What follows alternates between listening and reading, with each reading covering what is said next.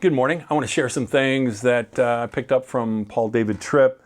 Starting with Romans chapter 3, verse 20, Paul writes, "For by works of the law, no human being will be justified in his sight," meaning in God's sight.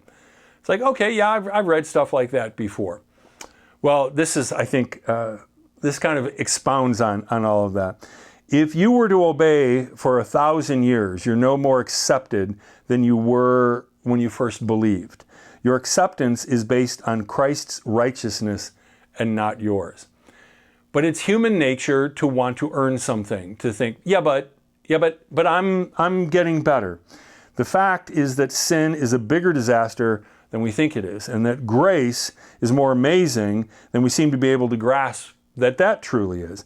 No one who really understands what Scripture has to say about the comprehensive, every aspect of your personhood, nature of sin, would ever think that anyone could muster enough motivation and strength to rise to God's standard of perfection.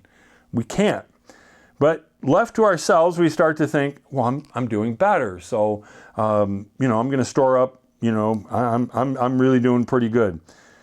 We tend to think that we're a little bit more righteous than we are. But again, if you were to do 1,000 years of perfection, you still wouldn't achieve the level that Christ has come to. If you prayed for every moment of your life, you could not pray enough prayers to earn acceptance with God. If you gave every penny of every dollar that you ever earned in every job that you ever had, you could not give enough to deserve acceptance with God. We're talking the kingdom of heaven. You couldn't buy it. If every word you ever spoke was uttered with the purest of motivation and you just blessed people, you could never speak that way enough to make yourself right with God. If you gave yourself to an unbroken, moment-by-moment life of ministry, you just lived for other people constantly, you can never minister enough. Okay, I think you get the point. That is why God, in love, sent His Son. According to Romans chapter 5, verse 8, God shows His love for us in that while we were still sinners, Christ died for us. When I had no interest in Jesus, He had interest in me. That is amazing, and that is good news. His righteousness is given over to our account. Sinners are welcomed into the presence of a holy God based on the perfect obedience of another. Christ is our hope. Christ is our rest.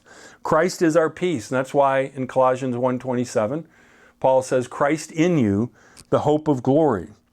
Christ dwelling within you. It's all Him. It's not based on us. Christ perfectly fulfilled God's requirement so that our sin, our weakness, our failure, we would never again have to fear God's anger. And that's why the Apostle John can say, perfect love casts out fear.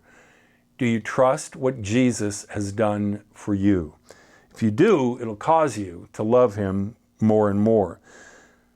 That is what grace does. So as children of grace, we obey as a service of worship out of love for God, not in a desperate attempt to do what is impossible, to earn God's favor apart from Christ. You never could do it. God knew that, and that's why He sent Jesus.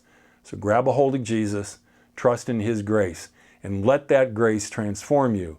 And then you'll start doing all kinds of stuff just like Jesus did. God bless you.